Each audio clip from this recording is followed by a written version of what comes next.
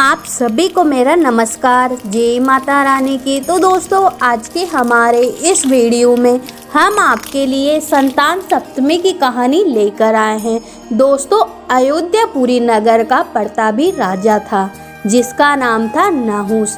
उसकी पत्नी का नाम चंद्रमुखी था। उसी राज्य में विष्णुदत्त नाम का एक ब्राह्मण भी रहता था। उसकी पत्नी का नाम था रूपवती। रानी चंद्रमुखी और रूपवती दोनों सखियां थी। दोनों साथ में ही सारा काम करती थी। स्नान से लेकर पूजन तक दोनों एक साथ ही करती। एक दिन सरयू नदी में दोनों स्नान कर रही थी और वहीं कई स्त्रियां स्नान कर रही थी। सभी ने मिलकर वहां भगवान शंकर जी और माता पार्वती जी की एक मूर्ति बनाई और उसकी पूजा करने लगी। चंद्रमुखी और रूपवती ने उन स्त्रियों से इस पूजन का नाम और विधि बताने को कहा। उन्होंने बताया कि यह संतान सप्तमी व्रत है और यह व्रत संतान देने वाला है। यह सुनकर दोनों सखियों ने इस व्रत को जीवन भर करने का संकल्प ले लिया।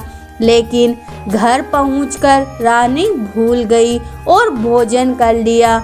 मृत्यु के बाद रानी वानरी और ब्राह्मणी मुर्गी की योनि में पैदा हुई। कालांतर में दोनों पशु योनि छोड़कर पुण्य मनुष्य योनि में आई। चंद्रमुखी मथुरा के राजा पृथ्वीराज की रानी बनी और रूपवती ने फिर एक ब्राह्मण के घर जन्म लिया। इस जन्म में रानी का नाम ईश्वरी तथा ब्राह्मणी का नाम भूषणा था। भूषणा का विवाह राजपुरोहित अग्निमुखी के साथ हुआ था। इस जन्म में भी उन दोनों में बड़ा प्रेम हो गया, लेकिन पिछले जन्म में व्रत करना भूल गई थी। इसलिए रानी को इस जन्म में संतान प्राप्ति का सुख नहीं मिला। लेकिन भूषणा नहीं भूली थी। उसने व्रत किया, इसलिए उसे सुंदर और स्वस्थ 8 पुत्र हुए। संतान न होने के कारण रानी परेशान रहने लगी।